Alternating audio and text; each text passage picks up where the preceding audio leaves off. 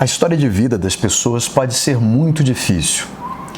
Eu recebi uma história dessas histórias difíceis que poderia ser com você, poderia ser com uma pessoa muito próxima. Uma história que eu tenho certeza que se você não se identificar com ela, provavelmente você vai identificar alguma pessoa do seu convívio que esteja passando pelas mesmas situações, pelas mesmas vivências que o Matias, como vou chamá-lo, está passando. O nome, por motivos óbvios, é fictício e essa história não foi uma história atendida em consultório por mim. Essa foi uma história que me chegou por e-mail, principalmente em função de um programa que tenho iniciado no Instagram, que se chama Causos para Consultório. Aliás, se você tiver interesse de que a sua história seja trazida não só para o Causos para Consultório, como também para alguns desses vídeos que eu vou gravar aqui para relatar as histórias, fica muito à vontade. O e-mail eu vou deixar aqui logo na legenda do vídeo e vou deixar também a opção de você me contactar por meio do direct no Instagram. Pois bem, vamos falar agora sobre o Matias, lembro, nome fictício. Matias me escreve há poucas semanas dizendo o seguinte: caro psicólogo, espero que a minha seja a escolhida entre tantas outras histórias que imagino que você deva receber. Fato é que estamos todos nós, seres humanos, carecendo de alguma orientação para a vida. É isso mesmo, Matias. Lembro dos meus pais e até um pouco dos avós com quem tive a oportunidade de conviver, mas parece que eles tinham mais certeza dos motivos pelos quais viver. Vou comentar sobre isso em breve. Não sei há muito por que eu vivo. Não sei se vale a pena, não vejo mais graça, embora eu dê algumas poucas risadas de coisas pontuais. Até prefiro não rir. Sabe por quê? Porque logo que eu expresso uma nanopartícula de felicidade, eu ouço uma voz que diz mais ou menos assim: você não tem motivos para isso. Olha a sua vida, olha ao seu redor. Essa é a voz que ele escuta. E entendo que não é o sentido literal, o sentido figurado. E eu sigo a orientação da voz, ele continua: sabe o que eu vejo diante de mim? Perdi grandes amores, perdi a juventude, perdi os amigos, perdi a boa fase profissional, perdi o que eu tinha de bom em mim mesmo, perdi a fé de que tudo isso pudesse mudar. Sabe por que eu não tento contra a minha própria vida, ou não atento contra a minha própria vida? Porque eu tenho medo de levar os meus filhos a fazerem a mesma coisa e não quero ser um peso a mais na vida deles. A mãe deles, de quem me divorciei há vários anos, sempre diz: olha lá o que está fazendo com a sua vida. E eu acho que no fundo ela quer dizer: não ferre a cabeça dos teus filhos. Não vou fazer nada contra mim mesmo. Não que choque ninguém. Mas por outro lado, sigo sedentário, sozinho, acessando a merda da pornografia todo santo dia, bebendo, tomando remédios para dormir e indo para o trabalho para mais um dia sacal.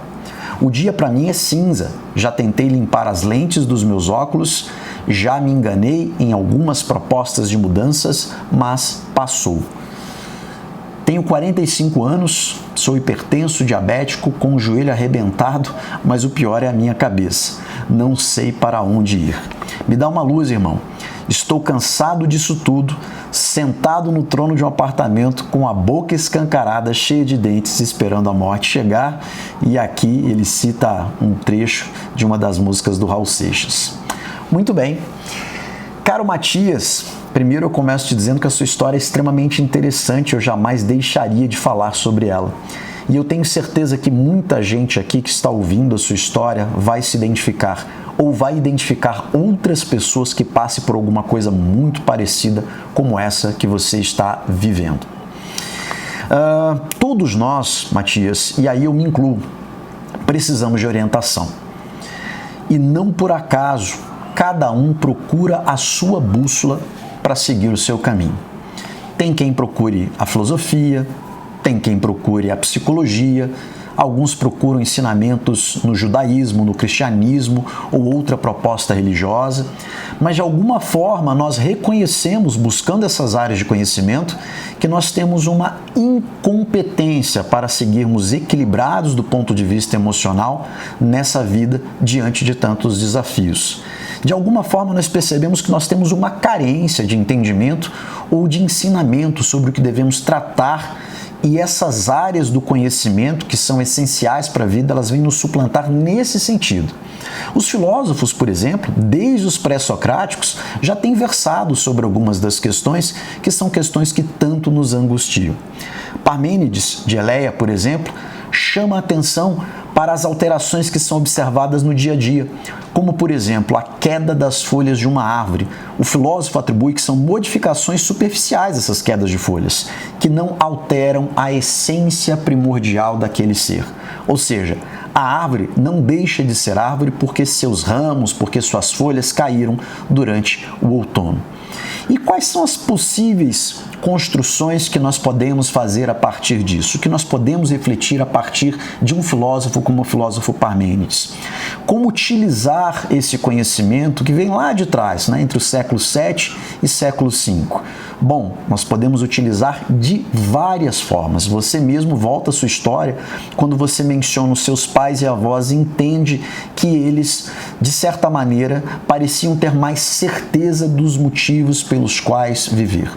E é isso mesmo, nós vamos recorrendo à nossa própria história, nós vamos recorrendo à filosofia, nós vamos recorrendo à psicologia, nós vamos recorrendo à religião, nós vamos recorrendo a um novo estilo de vida, e essas talvez sejam coisas muito importantes para o resgate, para a recuperação dessa bússola que orienta os nossos caminhos. Quando eu falo da filosofia, não que essa seja a forma de trabalho que eu costumo prioritariamente orientar para que as pessoas pesquisem ou busquem. De certa forma, para muitas pessoas parece algo rebuscado, mas eu só trago aqui a ideia da filosofia porque eu entendo que você vai buscar alguma forma de mudar tudo aquilo que você me relatou. Entendo que você está em busca, não por acaso você se deu o trabalho de me escrever de forma tão elaborada a sua história. Mas veja que uma coisa interessante, No final você diz que tem 45 anos e aí você entra naquilo que nós chamamos de geração X, que são aqueles nascidos entre 65 e 1981. Para essas pessoas, trabalhar era filosofia de vida. Não existia muito algum ideal, o individualismo, ambição e dependência de trabalho, caracterizavam ou caracterizam ainda esses que são geração X. Então, muito comum que essas pessoas sejam workaholics. E quando essas pessoas que têm trabalho como filosofia não vão bem nesse ambiente de trabalho, e parece ser o seu caso, essas pessoas sofrem demais. Porque não encontram felicidade naquilo que até então entendiam que seria fonte de grandes prazeres. E é muito interessante a gente pensar aqui sobre algumas das suas frases. Você diz assim que não sabe há muito por que você vive. Não sabe se vale a pena, não vê mais graça. Disse que dá algumas poucas risadas e até prefere rir porque de alguma forma tem uma vozinha que diz a você que você não tem motivos para rir e pede para você olhar ao seu redor. Falta a você, sem sombra de dúvida, Matias, uma razão a mais. Falta a você a clareza dos porquês, falta também uma conexão maior com o mundo que te cerca. Isso fica muito, mas muito visível nas suas palavras. Quando nós nos sentimos, Matias, desconectados do mundo, quando nós sentimos uma peça, como se fôssemos uma peça à parte, quando achamos que não fazemos mais parte de um sistema, porque nos consideramos quebrados demais, nós vamos nos isolando e vamos vivendo cada vez mais imersos num sentimento de solidão. Mas espera aí, nós podemos viver sozinhos sem que nós estejamos mergulhados nesse sentimento de solidão. Eu vou falar um pouco mais sobre isso. Há algumas pessoas que, imersas nesse sentimento de solidão e talvez com alguns outros sentimentos negativos, possam até ser funcionais, como você é. Você parece ir todos os dias para o seu trabalho, né? Você é um desses indivíduos funcionais. Mas fato é que muitas dessas pessoas funcionais estão sós, né? E isso não faz bem a elas dentro daquilo que elas precisam trilhar. Bom, é claro que existem aqueles indivíduos que aproveitam esses períodos a sós consigo mesmos para ler, para produzir, para buscar algum conhecimento a mais, mas não parece ser o seu caso, não parece mesmo ser o seu caso. Você não vê mais graça e mesmo quando relaxado você sorri de algo, você já procura logo não permitir esse momento de prazer, porque ele te lembra o quão difícil será o momento seguinte. É como se você tivesse assumido para si mesmo que você não pode, que você não deve ter e que você nem terá momentos bons. E nesse momento em que você respira um pouco, coloca a cabeça para fora na superfície, é como se você se lembrasse do quão sufocado você ficará tempos depois. Você não está vivendo o presente. Você está negativo quanto ao seu futuro e amargurado com o seu passado. Parece que os seus filhos te sustentam vivo, porque você teme algo pior com eles. Não parece haver algo a mais para você se sustentar, para sobreviver. Algo que já é previsto pela sua ex-esposa. Algo no seu comportamento, e que ela enxerga muito bem, que envolve essa desistência que você parece ter da vida. Em algum momento da sua vida, isso pode ter começado num momento muito pontual. Talvez tenha sido a escolha profissional, uma escolha equivocada, talvez tenha sido a separação da mãe dos seus filhos que você relata na sua história, que não foi ainda superada, ou que simplesmente deixou marcas. Não sei, me diga aí você. Você diz que não fará nada contra você mesmo no sentido de tirar a sua própria vida, mas também não faz nada por você. Quando faz, Matias, é algo no sentido de um suicídio lento e gradual. Pornografia, que mata suas emoções, o álcool que te deixa mais depressivo, remédios para dormir que deixam mais indisposto boa parte do dia e que acabam com a sua memória. A princípio eu penso que não está no seu trabalho qualquer motivação pelo que você mesmo relata. E eu não quero invalidar suas tentativas, mas eu penso que elas não atingiram o mínimo para produzir as mudanças necessárias. É que as pessoas, quando buscam realmente mudar, elas se esforçam muito, elas fazem verdadeiros sacrifícios.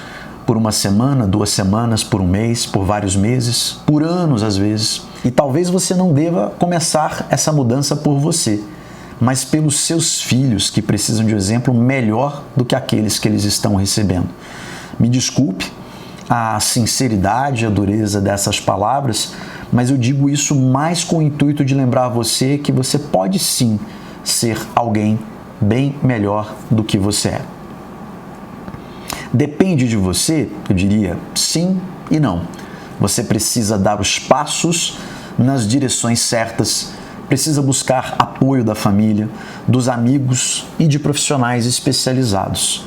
Já ocorreu a você que você possa ser um daqueles deprimidos funcionais que trabalha, cumpre boa parte das obrigações, mas que faz isso com um custo terrível? Experimente acelerar o seu carro, Matias, até 80 km por hora estando na segunda marcha.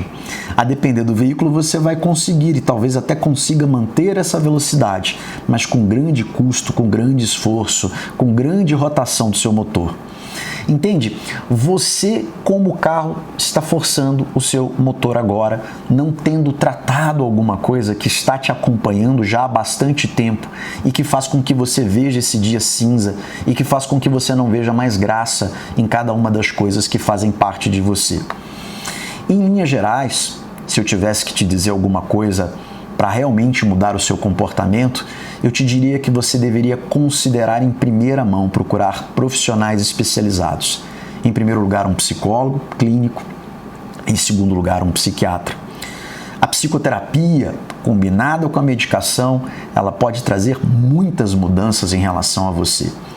A hipótese que eu tenho é de que você esteja deprimido e seja exatamente um desses deprimidos funcionais, desses indivíduos que trabalha, desses indivíduos que cumpre cada uma das suas obrigações, mas que não faz isso de forma tranquila, que não faz isso sem que isso tenha um custo dia após dia. Levanta se esforçando, vai dormir praguejando e, no seu caso, até fazendo uso de remédios para dormir porque não consegue conviver com seus próprios pensamentos nem desacelerar.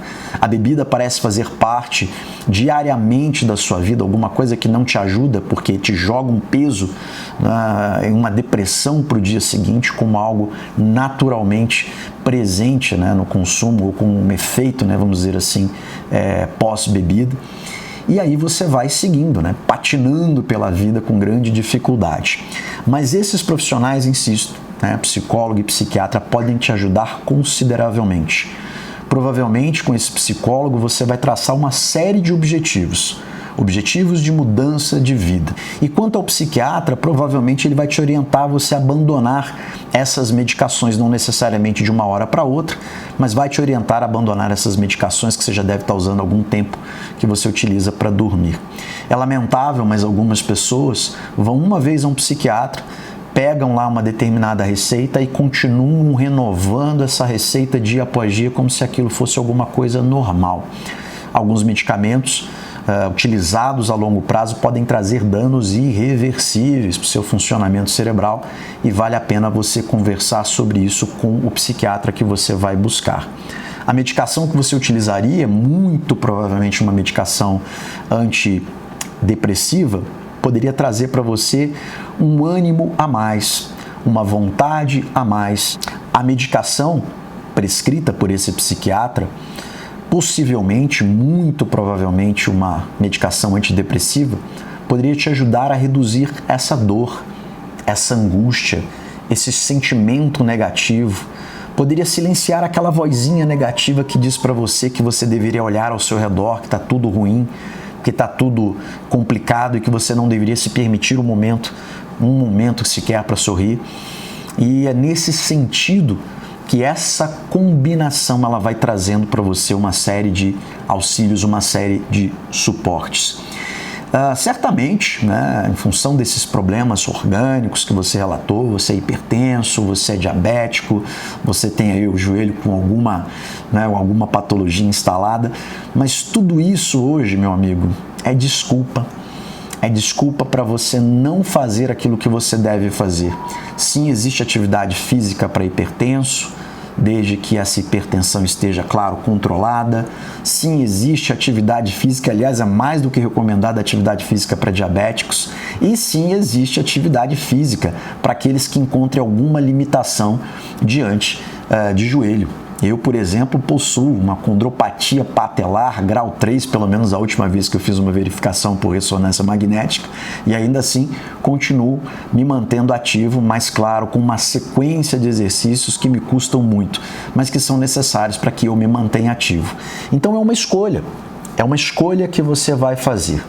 Agora, se você simplesmente encarar esse vídeo, encarar essa mensagem como algo que simplesmente vai passar por você sem que você pegue nada disso para você, aí, meu caro, é bem provável que daqui a 5 anos, 10 anos, se vivo você ainda estiver, você vai estar com esses mesmos pensamentos e agora muito mais pesados, porque a idade pesa um tanto mais para aquelas pessoas que envelhecem.